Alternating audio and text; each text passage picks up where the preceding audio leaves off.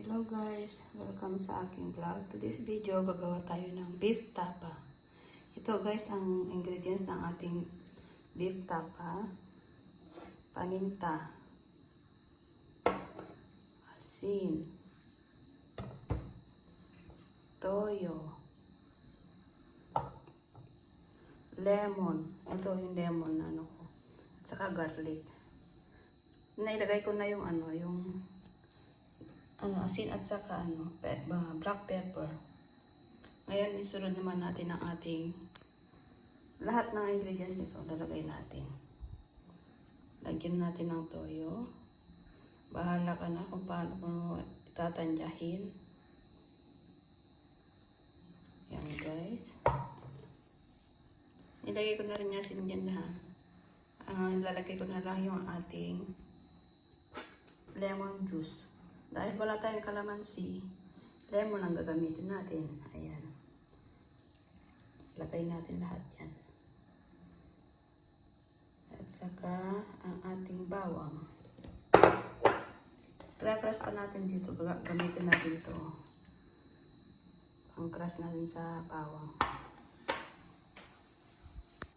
Ayan guys, nilagay natin yung ating bawang. 4 na piraso yun. Ngayon, haluin naman natin. Para lahat ng mga ingredients niya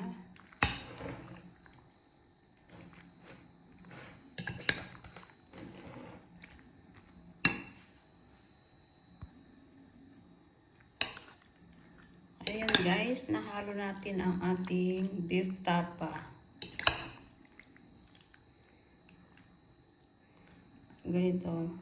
Yung beef, hiniwa-hiwa ko na manipis. Yung ganito. Ganito siya. Ihalo ko na lahat ang kanyang mga ingredients. Kaya, done na guys ang ating beef tapa marinade. Homemade a la Roan style. O, diba? Dahil dito sa Russia, wala silang ganito na pagkain. Kaya, gagawa tayo ng Filipino style. Ayan guys. Tapos na ang ating tapa. Beef tapa. Kaya,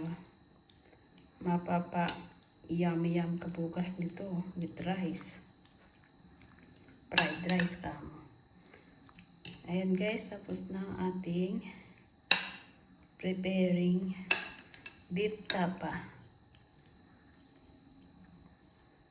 Ayan guys, salamat sa panonood. Bye bye guys.